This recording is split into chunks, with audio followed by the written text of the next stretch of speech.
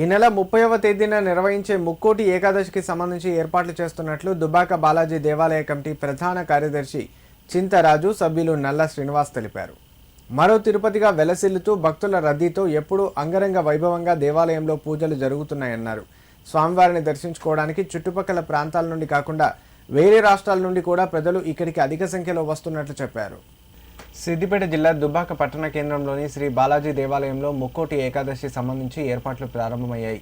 శ్రీ బాలాజీ వెంకటేశ్వర దేవాలయంలో ముక్కోటి ఏకాదశి వేడుకలు అంగరంగ వైభవంగా నిర్వహించడం జరుగుతుందని, ఈ వేడుకలకు భక్తులు అధిక సంఖ్యలో వచ్చి విజయవంతం చేయాలని శ్రీ బాలాజీ దేవాలయం కమిటీ ప్రధాన కార్యదర్శి చింతరాజు సభ్యులు నల్ల శ్రీనివాస్ కోరారు. ఈ సందర్భంగా వారు మాట్లాడారు. ముక్కోటి ఏకాదశి రోజున 20 నుండి 30 వేల మంది భక్తులు దేవాలయాన్ని సందర్శించనున్నట్లు అంచనా వేస్తున్నట్లు చెప్పారు. వారికి సంబంధించి అన్నదాన వితరణ, ప్రసాదాలు మొదలైన కార్యక్రమాలు కూడా చూసుకుంటున్నామన్నారు. ఈ వేడుకలకు భక్తులు అధిక సంఖ్యలో విచ్చేసి స్వామివారి కృపకు పాత్రులు కావాలని కోరారు. అనంతరం ఆయన కుమారుడైన చింత మణికంఠ స్వరాజ్ వివాహ వార్షికోత్సవం సందర్భంగా ఆలయంలో ప్రత్యేక పూజలు నిర్వహించి భగవంతుని ఆశీస్సులు తమపై ఉండాలని కోరుకున్నారు. కార్యక్రమంలో ఆలయ కమిటీ సభ్యులు, భక్తులు పాల్గొన్నారు.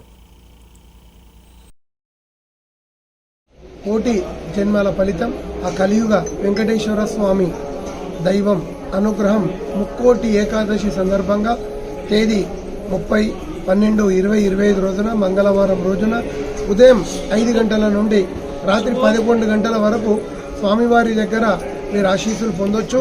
ముక్కోటి ఏకాదశి సందర్భంగా శ్రీ బాలాజీ దేవాలయంలో దుబ్బాకలో అంగరంగ వైభవంగా కన్నుల పండగ అంగరంగ వైభవంగా జరుగుతున్న ఈ కార్యక్రమాన్ని తిలకించి స్వామివారి ఆశీస్సులు మీరందరూ తీసుకోవాలి.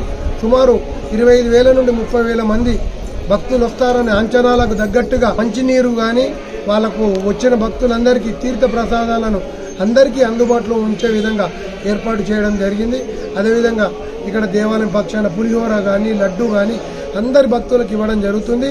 ఇది గ్రహించి సమన్వయం పాటిస్తూ మీరు సూచించిన విధంగా లైన్లోనే వచ్చి స్వామివారి దర్శనం చేసుకోవాలి.